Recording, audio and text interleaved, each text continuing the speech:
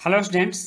आज के व्याकरण के इस पार्ट में हम लोग अल्प प्राण, महाप्राण, अघोष, सघोष या घोष के बारे में जानेंगे। बहुत सारे क्वेश्चन इस अघोष और घोष से आते हैं, तो इस चीज़ की समझ हम आज बहुत बेहतर ढंग से करेंगे और इस ढंग से पढ़ेंगे कि इससे रिलेटेड जो भी क्वेश्चन हो वो हमसे छूटे नहीं। तो इसको हम समझते हैं। अभी तक हमने पढ़ा था स्वर व्यंजन हमने पढ़ लिया। अब देखते हैं कि उच्चारण के प्रयत्न के आधार पर वर्ण के दो भाग किए गए हैं, ठीक ना। उच्चारण कैसे होता है, ठीक ना, उसके आधार पर वर्ण के दो भाग हुए हैं। पहला है स्वर तंत्री में श्वास का कंपन। स्वर तंत्री जो होता है, हमारे जो गर्दन में जो स्वर तंत्री लगा होता है जिससे कि आवाज़ निकलती है, ठीक ना, होता है ना, आवाज़ कहाँ से निकल रही है, तो वो जो स्वर तंत्री होता है उसमें श्वास के कंपन के आधार पर बांटा गया है। और दूसरा है श्वास या प्राण की मात्रा के आधार पर, ठीक ना। तो इस दो तरह से हम लोग देखेंगे। तो पहला जो है स्वर तंत्री में श्वास का कंपन के आधार पर, तो इस आधार पर वर्णों के दो भेद हैं, ठीक। स्वर तंत्री में स्वर का जो कंपन होता है, कुछ स्वरों के उच्चारण में ज़्यादा कंपन होता है और कुछ स्वरों के उच्चारण में कम कंपन होता है। तो इस आधार पर जो वर्णों के भेद किए गए वो दो प्रकार के हैं। पहला अघोष है और दूसरा सघोष है। सघोष को ही घोष भी कहा जाता है, इस चीज़ को आप लोग ध्यान में रखिएगा। कहीं कहीं सघोष को ही घोष कहता है। तो घोष और अघोष कभी कहा जाता है और कभी अघोष और सघोष कहा जाता है। तो इस चीज़ को हम समझ लेते हैं। बहुत ही सिंपल सा चीज़ है, ठीक ना। जैसे कि अघोष है तो सभी वर्गों के पहले तथा दूसरे अक्षर, जितने भी वर्ग होते हैं, क वर्ग, च वर्ग, ट वर्ग, त वर्ग, प वर्ग होते हैं ना, तो इन सभी वर्गों के पहले तथा दूसरे अक्षर, इनमें इनके उच्चारण में स्वर तंत्री में कंपन नहीं होता, बिल्कुल बहुत कम कंपन होता है, एकदम कम होता है। जैसे आप देखिए क, ख, च, छ, ट, ठ, त, थ, प, फ तथा तालव्य स, मूर्धन्य स, दंत स और फ। तो अघोष के उच्चारण में स्वर तंत्री में कंपन नहीं होता है और ये सभी वर्गों के पहले और दूसरे अक्षर होते हैं। इस चीज़ को हम याद रखेंगे। और उसके बाद एक्स्ट्रा जो अघोष होते हैं वो होते हैं तालव्य स, मूर्धन्य स, दंत स और फ। तो ये काफ़ी सिंपल है, इसको हमने जान लिया कि अघोष जो होता है उसके स्वर तंत्री में कंपन नहीं होता है और ये पहले और दूसरे वर्ण होते हैं।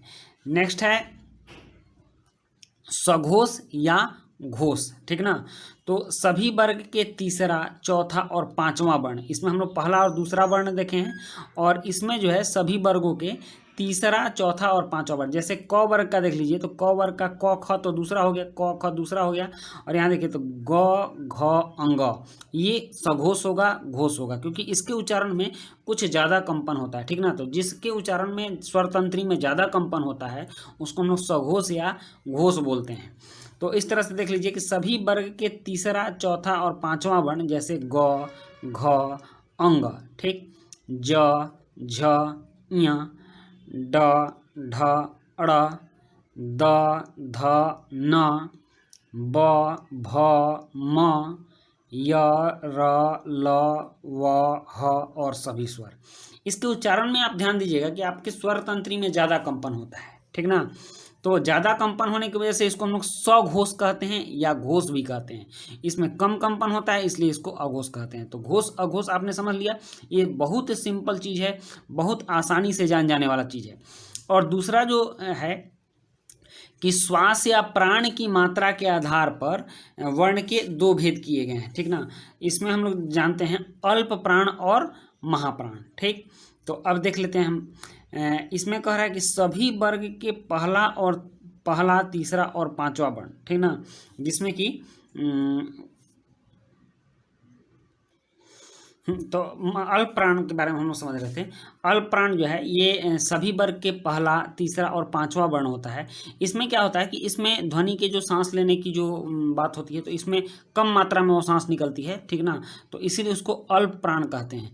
जिस वर्ण के उच्चारण में सांस कम मात्रा में निकलती हो और बहुत ज़्यादा जोर नहीं देना पड़ता हो, तो उन सभी वर्णों को हम लोग अल्प प्राण कहते हैं। जैसे सभी वर्ग के पहला, तीसरा और पांचवा अक्षर, जैसे क का है तो क, ग, अंग, ठीक, क, ग, अंग, ख और घ में ज़्यादा जोर देना पड़ता है, तो वो ऐसे महाप्राण हो जाएंगे। जिसमें ज़्यादा सांस निकलती हो, ठीक ना, सांस की मात्रा जिस वर्ण के उच्चारण में ज़्यादा निकलती हो तो उसको महाप्राण कहते हैं, और जिस वर्ण में सांस की मात्रा कम निकलती हो उसको अल्पप्राण कहते हैं।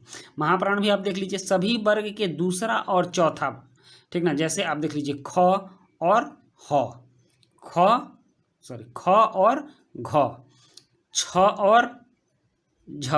तो इस तरह से इसमें बहुत ज़्यादा मात्रा में सांस निकल रही है, तो उस जिसमें ज़्यादा मात्रा में सांस निकलती है उसको महाप्राण कहते हैं, सिंपल सी बात है। और जिसमें कम मात्रा में सांस निकलती है उसको अल्पप्राण कहते हैं। सभी वर्ग के पहला, तीसरा और पांचवा वर्ण जो होते हैं, और ड, य, र, ल, व, ये अल्पप्राण होते हैं। और सभी वर्ग के दूसरा, चौथा तथा तालव्य स, मूर्धन्य स, दंत स और ह जो होते हैं ये महाप्राण के अंतर्गत आते हैं।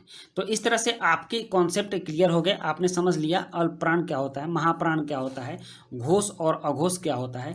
ये क्वेश्चन जब भी यहाँ से बनते हैं तो इससे घोष अघोष से कोई ना कोई क्वेश्चन आ ही जाता है, इसलिए इस चीज़ को बहुत अच्छे ढंग से समझ लेना ज़रूरी है। तो फिर हम लोग नेक्स्ट टॉपिक पर बात करेंगे, मिलते हैं नेक्स्ट वीडियो में, तब तक के लिए गुड बाय।